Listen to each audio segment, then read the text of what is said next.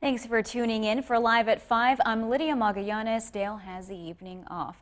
Our top story for tonight, it's a parent's worst nightmare to have a threat made on their children's school. Early this morning, a Rapides Parish school administrator received a threat on social media, possibly related to clown sightings in other states. According to the sheriff's office, it was a general threat and no single school was identified. However, as a precaution, all schools were put on a level 1 lockdown, also known as a soft lockdown. In these cases, only the front entrances to schools are opened and officers patrol the surrounding area, and the school day continues as usual inside.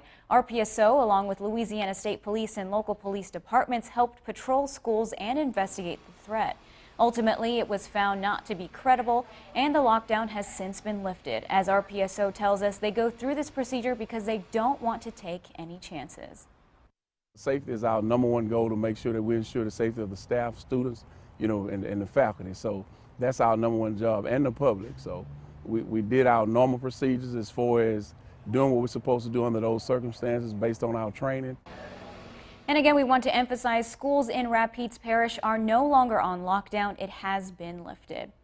A 14-year-old South Carolina boy accused of killing his father and wounding 3 people during a school shooting has been charged as a juvenile with murder and 3 counts of attempted murder. The teen appeared in juvenile court today. A judge offered him to continue to be held.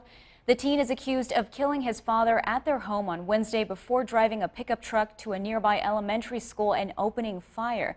2 students and a teacher at Townville Elementary were wounded. One of the students, a 6-year-old boy, is in critical condition at a hospital. And new at 5, Governor John Bel Edwards says he's suing the state attorney general over his rejection of contracts with an anti-discrimination clause that would protect the LGBT community. Republican Attorney General Jeff Landry has refused to approve contracts allowing state agencies to hire outside lawyers because they contain language barring discrimination based on sexual orientation and gender identity. Edwards, a Democrat, issued an executive order in April requiring the language to be included in nearly all state contracts. Landry says the order exceeds the governor's legal authority. After a meeting Friday between the 2 men, Edwards said Landry told him if he wanted contract approval, he'd have to go to court. The governor responded, "I'm going to oblige him on that." Landry says he welcomes a court's decision on the issue. And in just over 5 weeks, you'll go to the polls to decide who will be our next president, and Central Louisiana Republicans are hoping that their home will again prove to be a red state.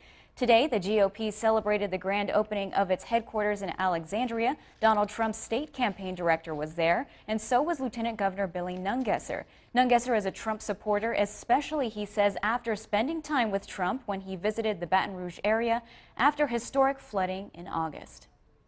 Well, it's a grassroots effort, and let me tell you, Donald Trump came to Louisiana. I took him around, and he told the cameras to stay back as he visited homes and neighborhoods. He didn't just land here for a photo op. He truly cared and went house to house, checking on those people, asking them, what else can we do to help you? And that's when I knew he was the right man for this job and the person I wanted to support. The GOP headquarters is located off MacArthur Drive in the Emerald Square Shopping Center. And the 5th District Congressman Ralph Abraham is in Alexandria today. He was here for the opening of the Republican headquarters at the Emerald Square on MacArthur Drive we just mentioned. He was also on jambalaya this morning. When asked about the $500 million Congress passed for flood relief late Wednesday as part of the continuing budget resolution, Abraham said $400 million of that will come to Louisiana. But how much of that will help flood victims in central Louisiana isn't clear yet. The March and the August floods were both horrific. Both North, Central, and South Louisiana sustained severe damage. We are still assessing numbers, certainly in this last August flood, but as far as how the money will be divvied up, at this point, no, but we'll get there pretty quick. And Congress is on break until after the presidential election. Abraham says the goal for next year will be to get Louisiana at least $2.5 billion for flood relief. And a Louisiana state trooper was able to catch the Camp Minden explosion on dash cam video. Here you can see the sky light up bright orange when the explosion happens. The state police hazmat team determined the clean burning igniter auto-ignited in the earth-covered bunker it was stored in. The chamber was built to get rid of the millions of pounds of M6 propellant that were being improperly stored. The incinerator is part of a contained burn chamber destruction method in which the chamber will be connected to an environmental system to ensure no harmful contaminants get into the air. Explosive Service International and Camp Minden officials confirmed no one was injured, and the EPA said there is no concern about air quality. And we're learning more tonight about the deadly commuter train accident in Hoboken, New Jersey. Investigators have found the train's black box and are now looking for other data to help them understand what may have caused the crash. Jay Gray has the latest. As investigators cautiously search for evidence and information, crews work to secure and stabilize Hoboken Station. We are currently making sure that the scene is as safe as possible. A day after New Jersey Transit train 1614 slammed into and hurtled over the bumpers at the end of the tracks, collapsing the roof and compromising the integrity of the 107-year-old building. It's an explosion of concrete dust, electrical wires. National Transportation Safety Board agents have been able to recover the train's black box event recorder. We hope to get information such as speed and braking. There were 2 cameras mounted on the outside of the train. Investigators hope that and other video could provide important clues in the crash. Agents also hope to learn more from the train's engineer. 48-year-old Tommy Gallagher has already talked with police, and senior officials briefed on the investigation tell NBC News they found no red flags in his past, no infractions, no medical issues, and no criminal history as they try to figure out how and why it happened. The collision injured more than 100 in and outside of the train. 34-year-old Fabiola Betard de Crone was standing on the platform when she was killed by falling debris.